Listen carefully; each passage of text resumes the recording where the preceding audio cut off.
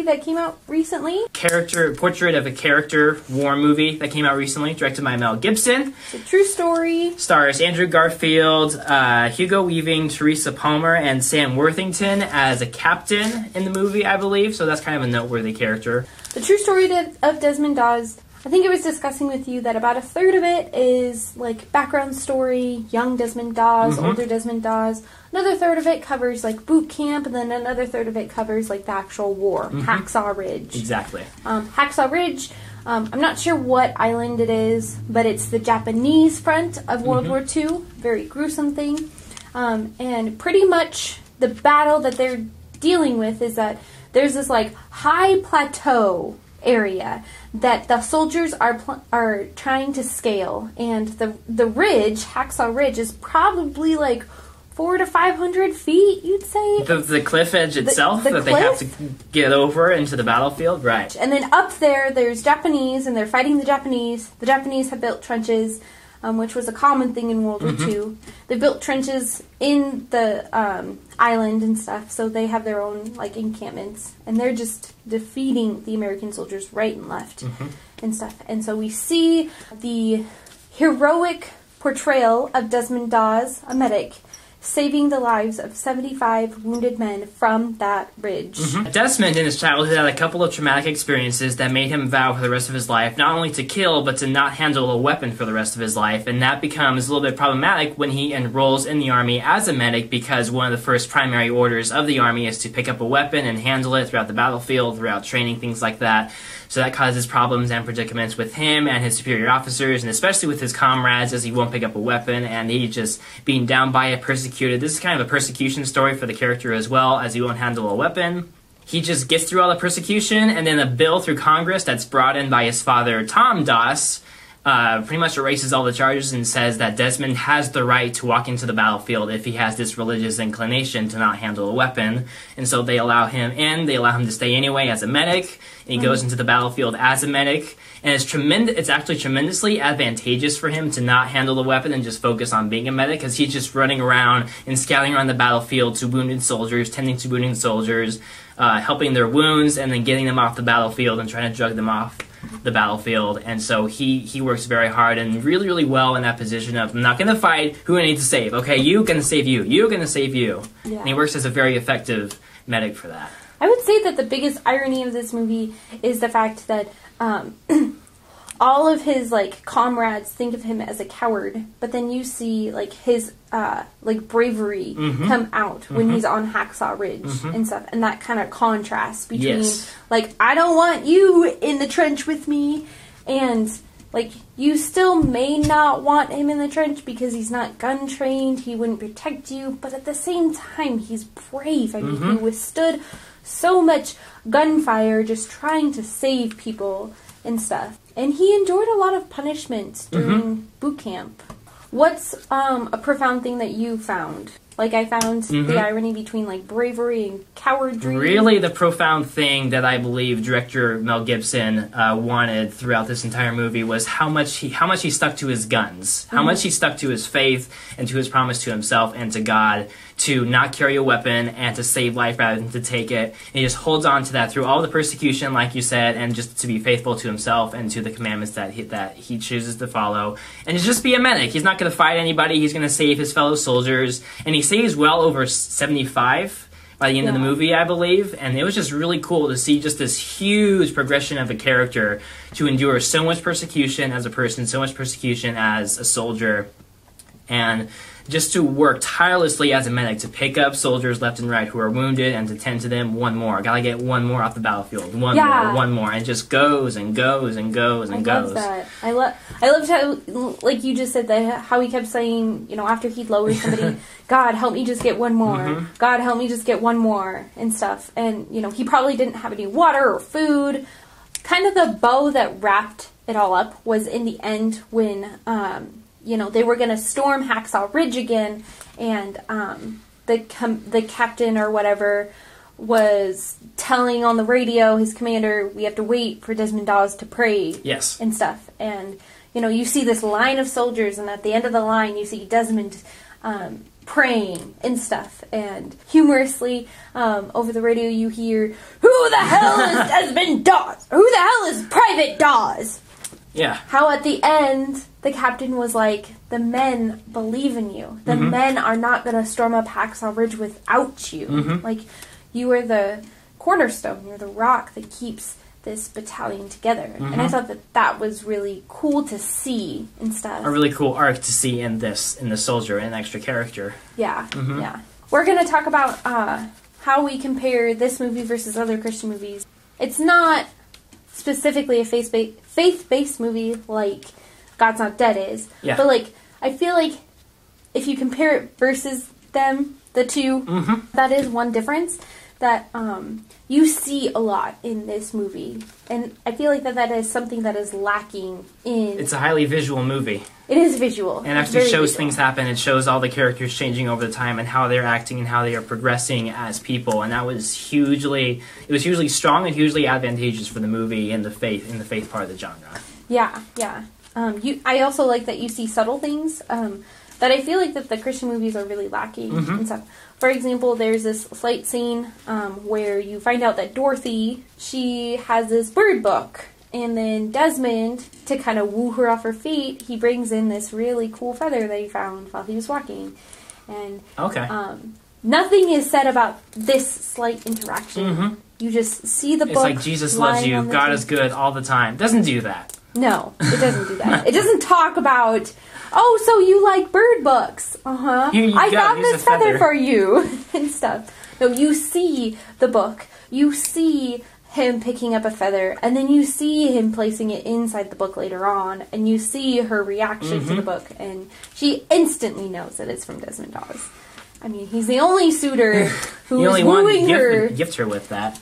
Yeah, who's wooing her off her feet at that moment. But, so I like that visual perspective. Yeah, definitely, and that's a really cool, direction and decision to take that movie into. Kind of the much more, like you said, cinematic decision to show these subtle things happening and to show how Desmond is going to act in faith. He doesn't preach to the soldiers. He doesn't like constantly talk about God and how they all need to quit what they're doing and stop killing people and things like that. He just sticks with his promise and does what he does, and then through the multitudes of actions that he does on the battlefield, that changes his soldiers and changes his soldiers' perspective on him. Yeah, his actions speak louder than his words. And I feel like that Christians nowadays, our words are probably a lot more louder than our actions. They feel like most general Christians nowadays are propelled by their own words and by their own speech and trying to talk people up and raise people up by their own speech.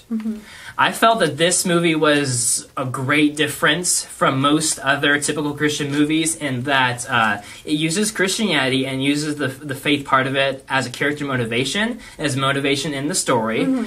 As it's not like the story elevating the message to proclaim some kind of a truth or proclaim some kind of a message that the director wants to get out there. There's definitely more story than there is propaganda. Definitely. There's more story, there's more development than there is message and stuff. I know that you and I watched a review by Jeremy Johns for God's Not Dead 2, which we haven't actually watched God's Not Dead 2. But that's one of the things that he said, is that the movie is all about propaganda. He claimed that it was all about propaganda. Yeah. So, yeah, I definitely agree with that. That the movie is driven by the story, and there's a message underlying the story. Yes. But the message isn't running the story. It's not a propaganda piece. I mean, some people who aren't Christians, who don't agree with the faith quite that much, might be a little bit irked by the faith, or might be a little bit irked by Desmond is not holding a weapon, or he's being a coward because of his faith and the Christian faith, and why they're using it so much in this war movie. But it's vastly different in that it's not propaganda. It's not throwing it into the audience's face constantly. Yeah. It uses it as motivation and to tell the story and to bring forth the changes that happen. And I thought that was very, very effective for this movie. Yeah. You brought up a critic who had this dual comparison.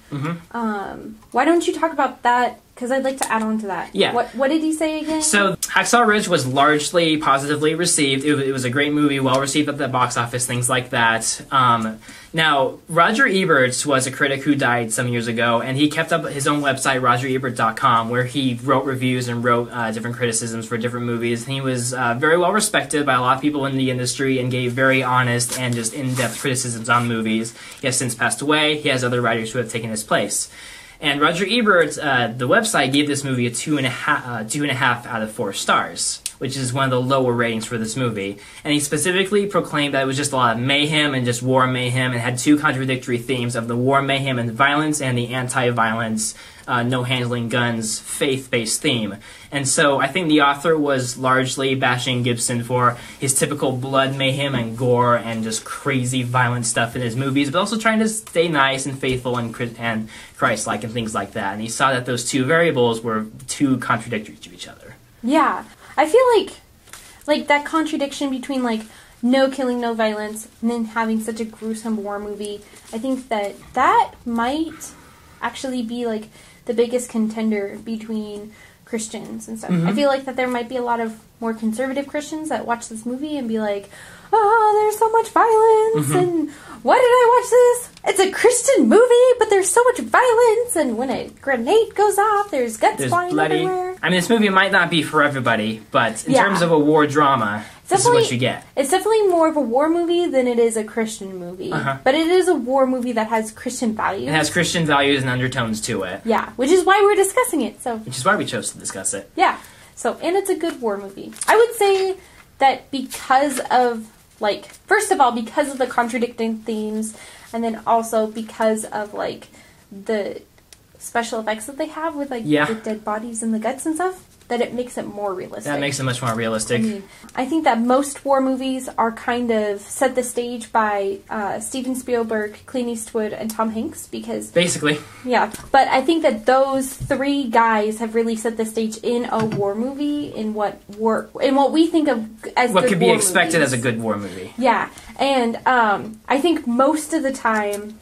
There is one movie off the top of my head that covers a character. The character happens to be a horse. It's called War Horse by Steven Spielberg, which is a lovely movie. Hey. But I think that is one of the only movies that I can think of that actually covers a character rather than events and stuff. So I like that this is a character-based film. I really appreciated that as well. Not an event-based film. Yeah. There's another movie, Dunkirk, which is not Christian, so we're probably not going to review it. That's an excellent war movie by Christopher Nolan. There's not that many war movies that cover people and stuff, that covers the character. Yeah. So I really like that it covers the character. Hugo Weaving is in this movie playing Tom Doss, who is Desmond's father. He was fantastic. I mean, he's Elrond in The Lord of the Rings. And when you first go into this movie, I especially know when I first saw this movie, like, I'm watching this character and I think, is he from The Lord of the Rings? Is that Elrond? Oh my gosh! He's the father to Desmond, and he's a drunk. He's traumatized by being in the war, and he's beaten up by life, and he sounds like it, all kind of like, oh, you boy, you want to go into war, you want to do the right thing, right? Things like that. Yeah. He seems like he can tear up any moment just from talking about things. He visits the tombstones. I think the actor transforms himself into this role really well. Yeah. That was really cool to see. He was in World War I, to be specific. Yeah, exactly. And then Desmond is going to World War II. Yeah, so...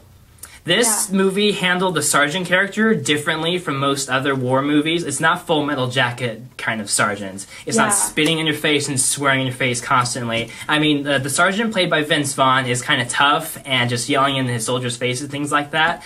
But it's not, like, gratuitous. It's not like, I'm going to beat your face in the moment that you say something wrong. Yeah. I think this movie tones down a lot of the typical war movie stuff. Like, there's not a lot of sex or anything. Like, one of the soldiers takes away the picture of Dorothy from Desmond, and he's just kind of, like, showing it around to Desmond. Like, do you want it? Do you want it? Fine, you can have it. There is a Playboy magazine that shows up in the movie. Very briefly, that shows up. Actually, I did think that this movie was softer about that sergeant during boot camp and stuff. Just from my father's, like, memories from his own experience at boot camp, it seems like that the sergeants in boot camp really try to beat you down. Yes. Really do insult you. Yes, to the ground. Probably less than Full Metal Jacket, but more than what this movie than Hacksaw does. And stuff. There's an irony. So, like, during the movie, they're like, Vincent Vaughn is like, hey, go run 20 miles. and stuff. And like Vincent Vaughn is like running with them, and he has this kind of like it's a small beer belly. A little bit. Yeah, small beer belly. I don't know how fit drill sergeant should be. But think about it. They're running nearly a marathon. They are running every nearly day? a marathon. And, like, you think that if a guy is running nearly a marathon, that he would have a little bit of a beer belly. So Vince Vaughn can act, and he can say funny yet really, really tough stuff, but can he work out first? Yeah, can you I mean, Christian Bale did that before the Batman movies. Come on. Gibson. Get in shape. If you're going to force your guys to run 20 miles, you got to run those 20 miles. Better be fit to run 20 miles. The irony and the nitpick. Sorry. Those little details that I don't see. Anyway. I was thinking about that. They're running a lot. Vincent Vaughn had a beer belly. Whoa. Any nitpicks that you saw? My biggest con was, like, I didn't like the acting of Andrew Garfield and stuff. And I know that you disagree and stuff. But go ahead and bring your case. I don't know. I just feel like it didn't... I feel like his acting just didn't meld well with the story. It didn't work well with the story? Yeah, it was kind of awkward. I understand that the character, he's already different from the rest of the characters in the film and stuff. He stands out, with his beliefs. I felt like that you could tell that Andrew Garfield was acting. Yeah. There was a couple of moments, like one moment in the court where it feels like that Andrew Garfield is trying to make this profound moment. He's trying to defend himself in the court. Yeah, and so we might do like a little pause or something, and those like little profound moments just felt really kind of cheesy, not really profound. So you disagree with it? But I can understand that could be your point of view, that it might be a little bit cheesy on his part, and it wasn't as genuine, and it wasn't as full of heart as his character should have been. So I've seen Andrew Garfield before in a couple of Amazing Spider-Man movies, and I, as well as probably the entire public, would agree that he wasn't great for the role. Those movies weren't great to begin with, and I found that he was a very cheesy actor in those movies. And I think to see him in this movie and take on a different role was really refreshing, and it was really good. And I think I appreciated Andrew in this kind of a role. I think this movie handled the war genre very well, and it handled the faith-based and Christianity part of it really well, which I think Gibson wants to do in most of his movies. Well, in his faith-based and faith-fueled movies, he wants to just integrate the faith into the story, integrate the faith into the characters. So I think he was just right to tackle the story. He was just right to direct the movie and bring it forth and bring himself back. Hey! Well done, guy. But I think I would just go ahead and give Hacksaw Ridge an A.